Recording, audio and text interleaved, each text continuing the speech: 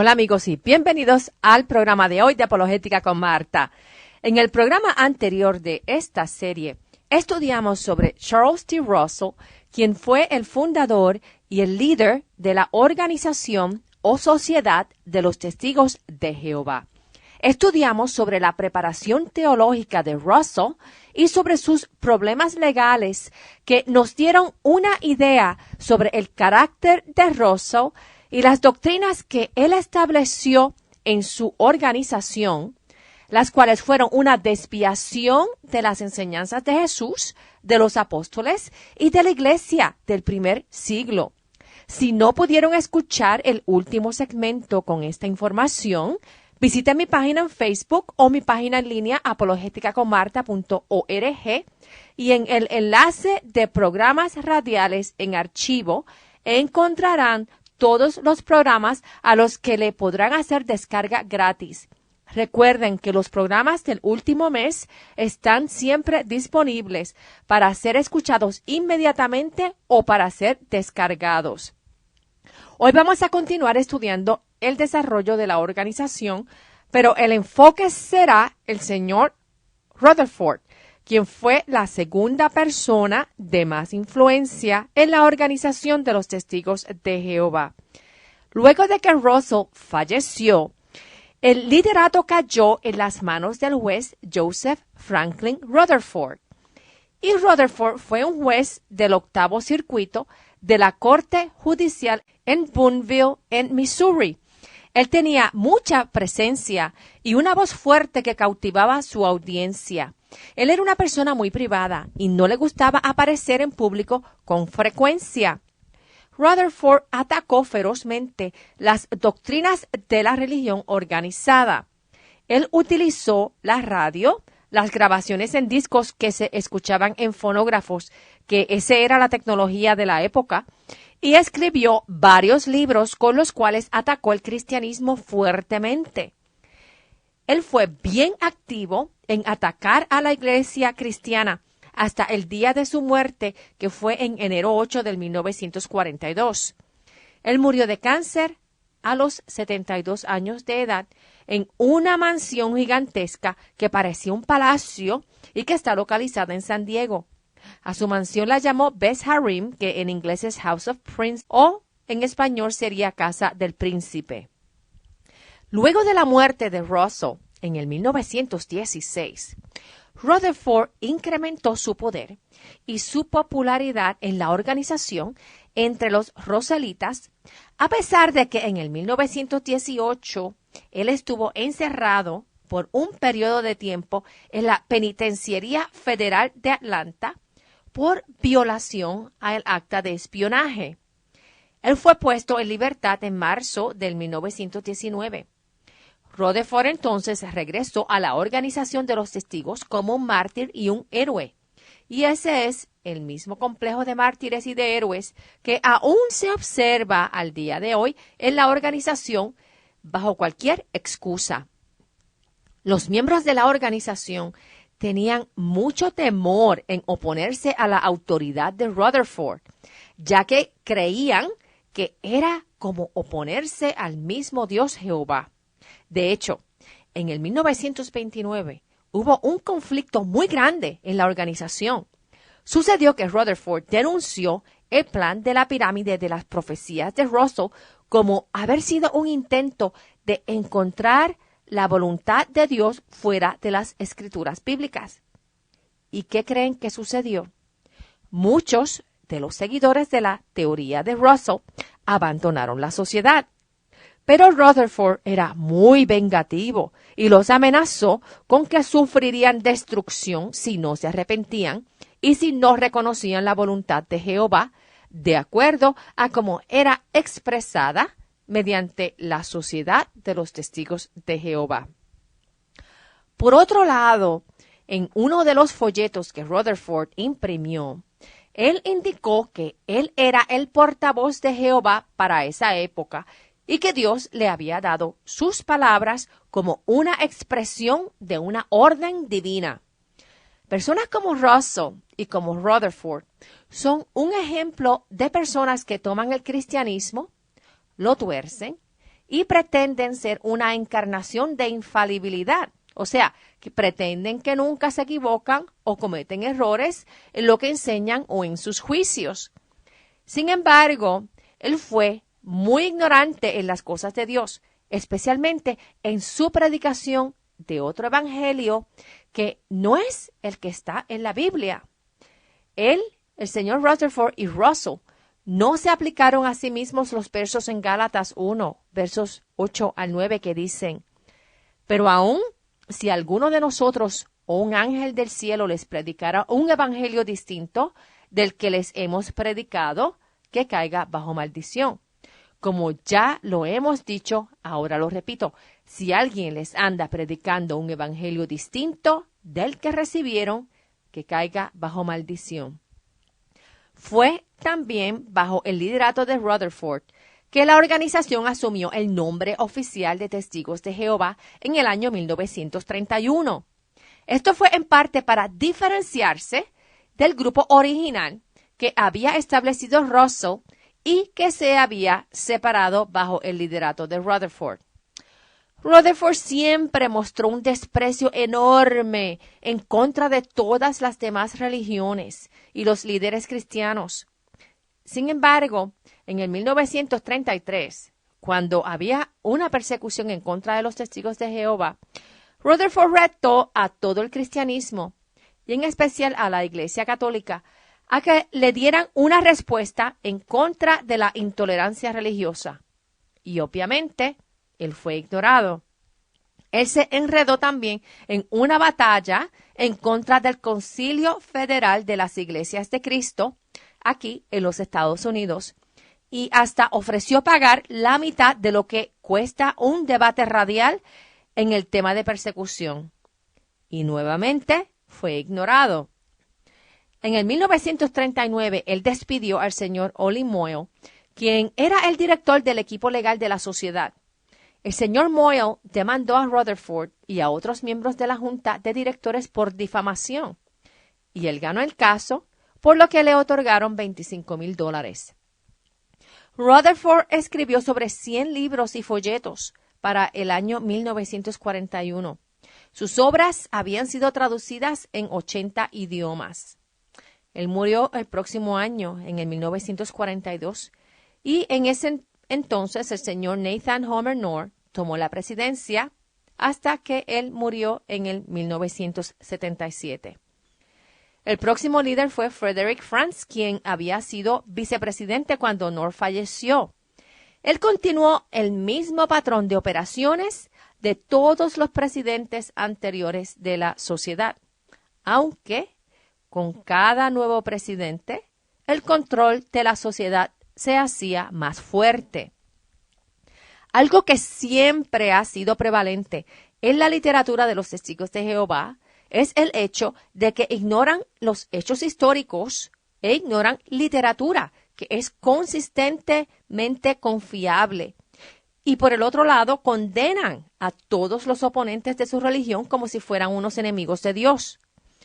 Un ejemplo es el ignorar la falta de entendimiento teológico e histórico y los actos de perjurio de parte de Russell, quien fue el fundador de la sociedad y quien luego de decir en corte que tenía alta educación en religión, en filosofía, en hebreo y en griego, salió a relucir que mintió y que no tenía ninguna de las cualificaciones para ser pastor.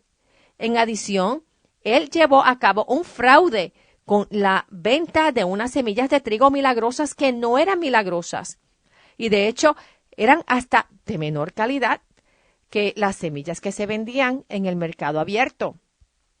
Obviamente, la verdadera historia de Russell no es enseñada a sus seguidores hoy día, aunque todas las doctrinas que siguen son basadas en el russellismo y no en el cristianismo.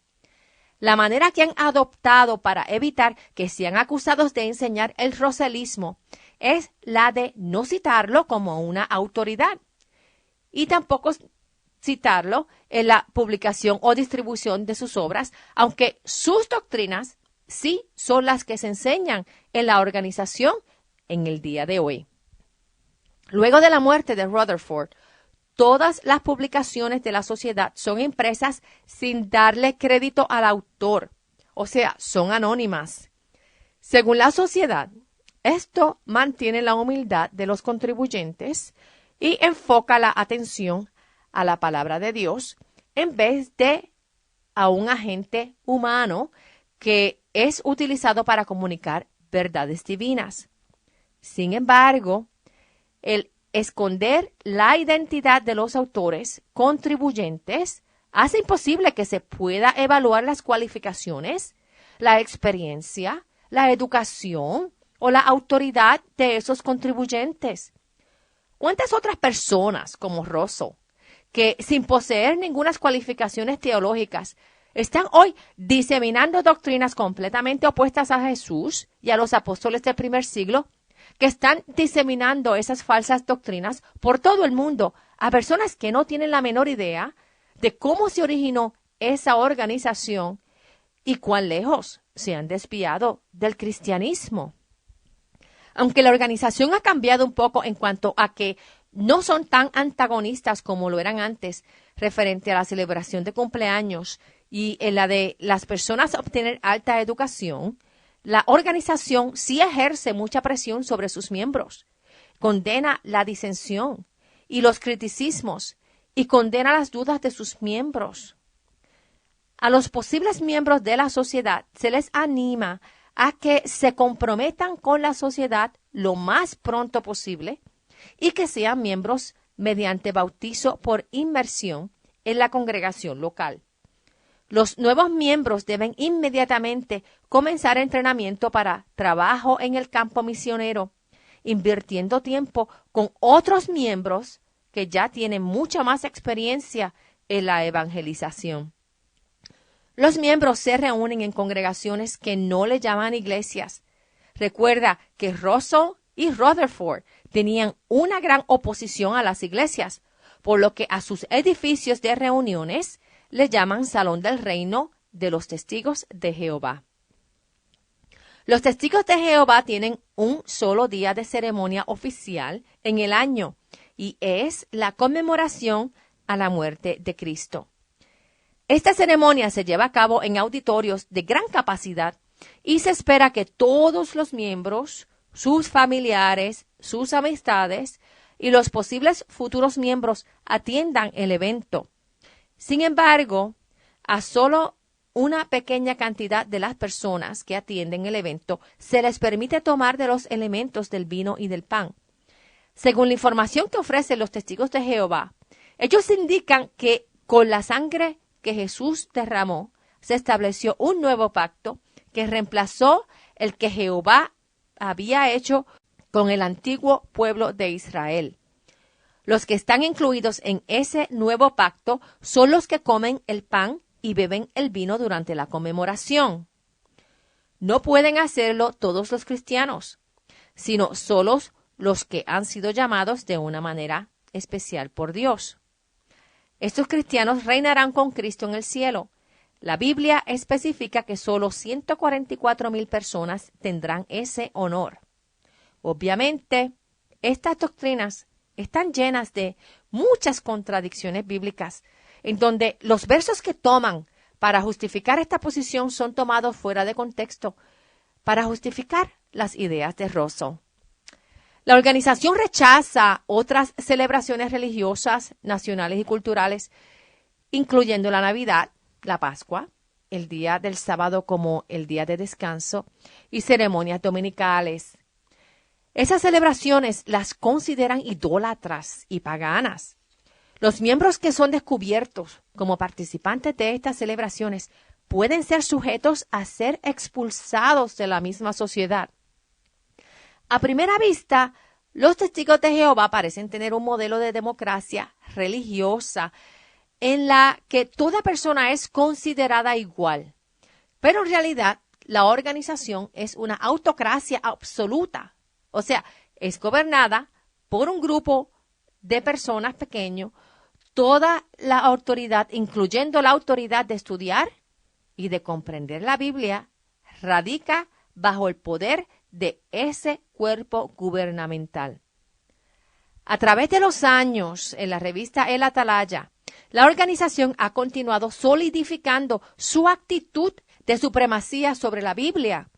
En la edición de junio 1 del 1938, traducido al español, dice: así que la Organización Visible de Jehová bajo Cristo es un canal para brindar la interpretación divina de su palabra a su pueblo devoto.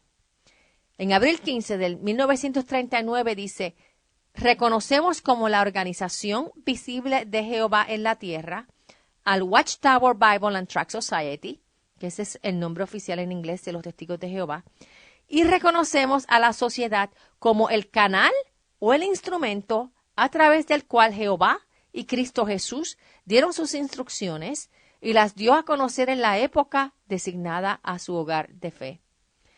En mayo del 57, el Atalaya dice: si vamos a caminar en la luz de la verdad, no solo debemos reconocer a Jehová Dios como nuestro Padre, pero también a su organización como nuestra madre. En octubre del 67 dice que se apuren a identificar a la organización visible teocrática de Dios que representa a su Rey Jesucristo. Es esencial en la vida al hacerlo aceptar completamente todos sus aspectos. En mayo del 72 dice que los testigos deben de absolutamente obedecer las decisiones y el entendimiento de las Escrituras de la sociedad, porque Dios le ha dado la autoridad a ellos sobre su pueblo.